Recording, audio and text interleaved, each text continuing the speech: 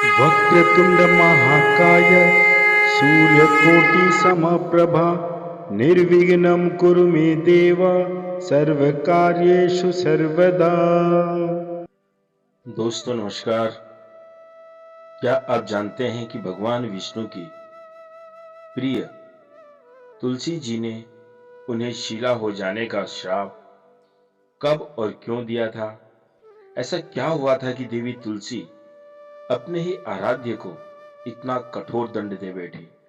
दोस्तों, इस वीडियो में मैं आप लोगों के लिए वह लेकर आया हूं पौराणिक कथा, जिसके आधार पर आप लोगों को पता लगेगा कि आखिर वो क्या कारण था जब तुलसी जी ने भगवान विष्णु को पत्थर हो जाने का श्राप दिया था।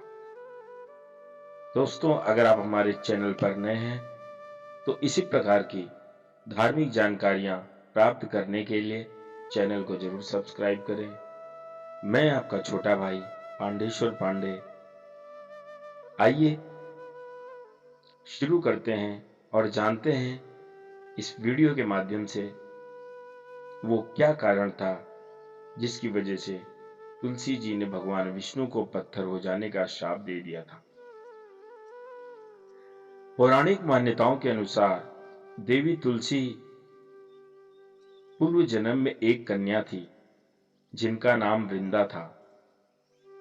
वृंदा का जन्म राक्षस कुल में हुआ था, किंतु बचपन से वह भगवान विष्णु की अनन्य भक्त थी। विवाह योग्य होने पर वृंदा का विवाह राक्षस कुल में ही दानवराज जलंधर से संपन्न कराया गया। वृंदा अत्यंत गुणी और पतिव्रता स्त्री थी। वह सदा अपने पति की सेवा किया करती थी, उनका ध्यान रखा करती थी। एक बार देवताओं और दानवों में भयंकर युद्ध हुआ। जब जलंधर युद्ध करने जाने लगा तो वृंदा ने कहा कि स्वामी, आप युद्ध पर जा रहे हैं, आप जब तक युद्ध में रहेंगे मैं पूजा में बैठकर आपकी विजय के लिए अनुष्ठान करूंगी। जब तक आप वापस नहीं लौट आते मैं अपना संकल्प नहीं छोड़ूंगी। इस प्रकार जलंधर के युद्ध में जाने के पश्चात वृंदा व्रत का संकल्प लेकर पूजा में बैठ गई। उसके व्रत के प्रभाव से देवता भी जलंधर को न पराजित कर सके और न ही उसे कुछ नुकसान पहुंचा सके। अंत में समस्त देवता भगवान विष्णु जी के पास पहुंचे और सभी ने श्रीहरि से रक्षा हेतु प्रार्थना की और कहा कि यदि किसी तरह वृंदा की पूजा भंग कर दी जाए तो जलंधर को परास्त किया जा सकता है। तब भगवान विष्णु बोले कि हे देवों, वृंदा मेरी परम भक्त है, भला मैं ऐसा क्यों करूंगा? मैं उससे छल नहीं कर सकता। इस पर सभी देवता बोले कि भगवान दूसरा कोई उपाय हो तो बताएं, लेकिन हमारी सहायता अवश्य करें।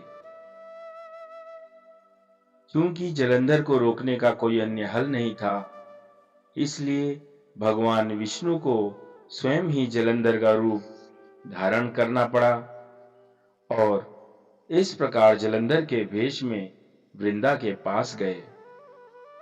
वृंदा ने जैसे ही अपने पति को देखा तो वह तुरंत ही पूजा से उठ गई और उनके चरणों को छू लिया। इधर वृंदा का संकल्प टूटा, उधर युद्ध में जलंधर की हार हुई। उसका वध कर दिया गया और उसका शीश काटकर धड़ से अलग कर दिया गया। इसके बाद जब जलंधर का कटा हुआ सिर वृंदा के सामने आकर गिरा तब वृंदा ने आश्चर्य से भगवान विष्णु की ओर देखा, जिन्होंने जलंधर का रूप धारण कर रखा था।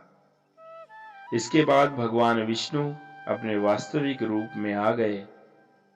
अपने साथ हुए इस छल से वृंदा ने कुपित होकर भगवान विष्णु को श्राप दे डाला कि वे पत्थर के हो जाएं।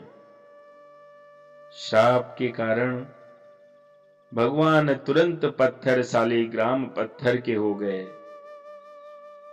इस घटना से सभी तीनों लोकों में हाहाकार मच गया, किंतु देवताओं की प्रार्थना के बाद देवी वृंदा ने जगत के कल्याण के लिए अपना श्राप वापस ले लिया और स्वयं जालंधर के साथ सती हो गई। भक्तों, इसके बाद देवी वृंदा की राख से एक पौधा निकला, जिसे भगवान विष्णु ने तुलसी का नाम दिया और उन्हें स्वयं के उस पत्थर स्वरूप शालिग्राम रूप में समाहित करते हुए कहा कि आज से तुलसी के बिना मैं प्रसाद स्वीकार नहीं करूंगा। इस पत्थर को शालिग्राम के नाम से तुलसी के साथ ही पूजा जाएगा। दोस्तों, तभी से आप लोगों ने देखा होगा कि हमारे घरों के जो आंगन में तुलसी का पौधा होता है गमले में, उसमें एक छोटा सा गोल सा सुंदर सा पत्थर जरूर रखा जाता है। भगवान विष्णु द्वारा दिया गया है वह वचन कि मैं आज से कभी भी इस तुलसी के बिना कोई भी प्रसाद स्वीकार न करूंगा और इस पत्थर के शालिग्राम के रूप में ही मैं तुलसी के साथ पूजा जाऊंगा। तो दोस्तों, इस प्रकार कार्तिक मास में तुलसी जी का शालिग्राम के साथ विवाह कराया जाता है। तुलसी विवाह व्रत और पूजा विवाहित महिलाओं द्वारा वैवाहिक आनंद और उनके पति और संतानों के कल्याण के लिए धार्मिक रूप से किया जाता है, जबकि अविवाहित स्त्रियां अच्छा वर प्राप्त करने के लिए इस व्रत का पालन करती हैं। तो भक्तों, यह थी भगवान विष्णु और देवी की तुलसी की अद्भुत कथा। आशा करता हूं आप लोगों को जरूर पसंद आई होगी।